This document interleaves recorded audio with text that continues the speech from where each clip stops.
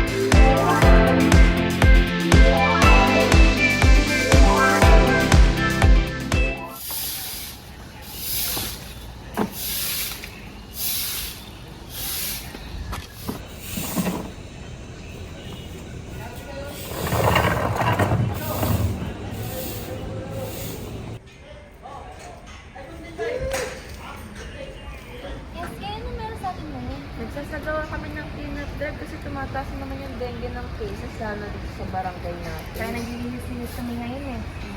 Pwede ba mag-volunteer dyan? Oo naman. Mas maganda. Mas marami. Sabihan ko yung asawa ko at yung mga anak ko, volunteer kami. Sige. Para matapos din natin agad at maiwasan natin yung pagtaas ng dengue. mas malaki ang tulong mo. Maraming salamat, SK. Ako walang ano man.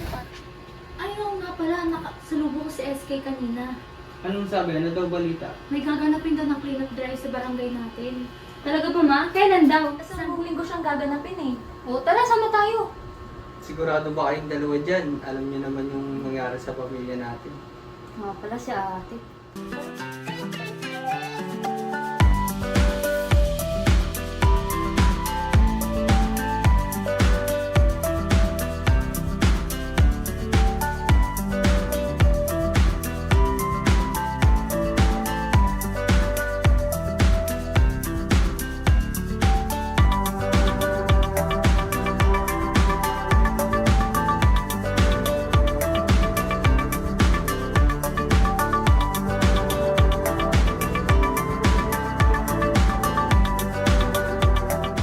Ma!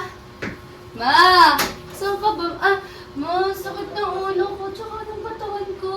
Yan ang sinasabi ko sa'yo. Naglalaro ka palagi sa creek. Di ba sabi ko dito ka na sa bahay mag-aral ka? Ma, tama na yan. Ay, gamot. Halika ka dito. Tawan ko. Tignan mo, ang taas-taas na ng lagnat mo. May rashes ka na. Kung saan ka kasi pumupunta.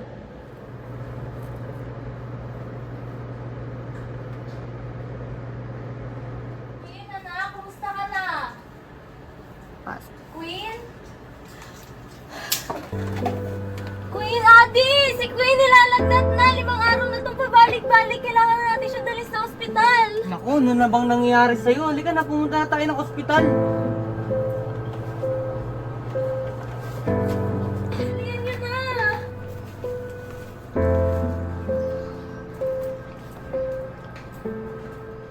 Who's the family of Queen Bautista? Ano po nangyari sa kanya doon? Mr. and Miss Bautista, I'm sorry to break the news to you, but she didn't make it. She passed away at 11:45 p.m.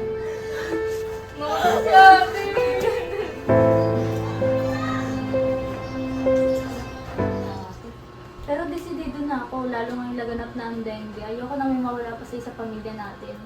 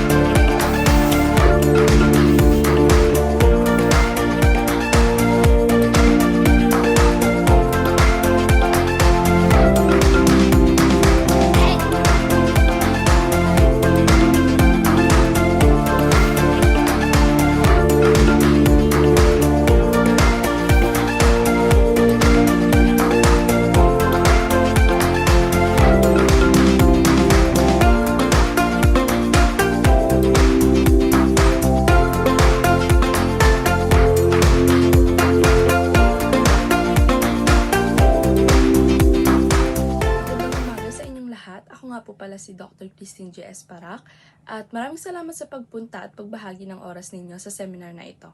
Ngayong araw pag-uusapan natin ng dengue fever, kung paano ito may iwasan at ang maaari nyo gawin para maiwasan din ang paglaganap nito. Una, ang mga general facts about dengue. Ang dengue ay isa itong nationwide problem. Ibig sabihin, hindi lang Pilipinas ang namomroblema sa dengue. Kumbaga, ang ibang bahagi din ng mundo ay meron ding dengue outbreak. Isa itong dengue virus or DNV na nag-i-exist sa 4 types. Ang DNNV1, ang DNNV2, 3, and 4. Ibig sabihin, ang isang tao ay maaaring magkaroon ng dengue hanggang 4 na beses. Sa iba't ibang type, pwede silang magkaroon ng DNNV1, 2, 3, at 4. Ang dengue, ang virus na ito ay nata-transfer or primarily transmitted sa pamamagitan ng pagkagat ng infected female Aedes mosquitoes, particularly ang Aedes aegypti, and Aedes albopictus. At ang mga sintomas ng dengue ay pag nakagat ka ng lamok na ito, ang virus na ito, pwede kang magkaroon ng symptoms ng dengue na maglalas up to 4 to 10 days. Ang sintomas ay maaaring high fever, severe headache, pain behind the eyes, joint and muscle pain, rash, and mild bleeding manifestations such as nose or gum bleeds, or easy bruising or pamamasa. Kapag naman malala ang dengue, malala ang sintomas, ang mga pinakamalalang sintomas ay maaari kang magkaroon ng dengue hemorrhagic fever or dengue shock syndrome, and pwede itong humantong sa severe bleeding, organ failure, at ang pinakamalala ay maaari itong humantong sa pagkamatay if hindi naagapan at hindi nabigyan ng mabilisang lunas. So, ano nga ba ang pwede natin gawin para maiwasan natin ang pagkalat pa ng mga dengue mosquito or mabawasan natin sila? Una ay ang mosquito control. Unang-unang yung pwedeng gawin ay ang pag-eliminate ng mga breeding sites or iwasan natin or linisan natin yung mga maaari nilang pagbahayan. Unang-una yung linisan natin at alisin natin yung mga containers na merong tubig, such as flower pots, buckets, and yung mga sirang gulong na maaari nilang pagmugayan.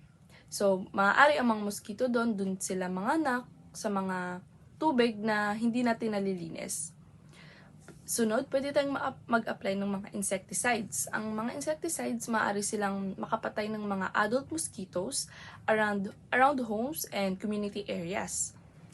So, sunod naman, pwede rin tayong sumali sa mga community programs such as yung mga clean-up drive na may mga objectives na malinis sa mga community areas dahil ang mga programang ito ay maaari ding makatulong upang maibsan ang pagkalap ng mga dengue mosquitoes. So, sunod, pwede tayong magsuot ng mga protective clothing. Pwede tayong magsuot ng mga long sleeve or long pants. Usually, especially during peak mosquito activity times. Gaya ng gabi, kapag matutulog na tayo, pwede tayong magsuot ng mga long sleeve or mga pants para hindi tayo makagat ng mga gamot na ito, ng mga lamok na ito. Sunod naman ay mga mosquito repellents. So, pwede tayong mag-apply ng mga mosquito repellents gaya ng oil or lemon eucalyptus na expose sa skin. And pwede rin naman tayo maglagay ng mga mosquito nets or yung kulambo. Pwede tayo maglagay ng mga kulambo habang natutulog. Usually, dapat during daytime naps, mga umagang pagtulog dahil dun sila, ang mga mosquito na ito ay dun sila pinaka-active. Pwede rin tayo mag-install ng screen sa mga windows, yung parang net sa screen upang maiwasan din natin ang mga pagpasok ng mga mosquito sa living spaces natin. Pwede rin natin siya maiwasan sa pagmamanage ng ating environment. Proper waste disposal, clean gutters, gaya ng nabanggit ko kanina, community cleanup, sumali tayo sa mga proyekto ng gobyerno na may proyektong maglinis ng communities. Overall, maaari natin itong gawin lahat upang maiwasan natin ang paglakalap pa ng dengue sa ating komunidad.